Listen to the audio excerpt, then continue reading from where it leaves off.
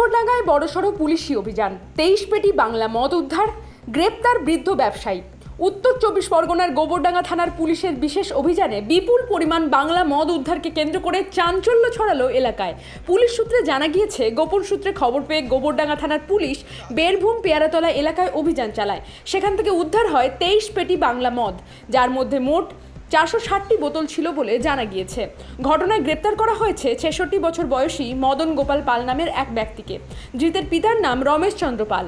অভিযুক্ত দীর্ঘদিন ধরে বেআইনিভাবে বাংলা মদের ব্যবসার সঙ্গে যুক্ত ছিল বলে পুলিশের প্রাথমিক অনুমান। এই মামলার তদন্তভার হয়েছে আইও গোষ্ঠ গোপাল ঘোষের ওপর। ধৃতকে আদালতে তোলা হয়েছে এবং গোটা ঘটনার তদন্ত শুরু করেছে গোবরডাঙ্গা থানার পুলিশ। ব্যুরো রিপোর্ট, বাংলার কণ্ঠ।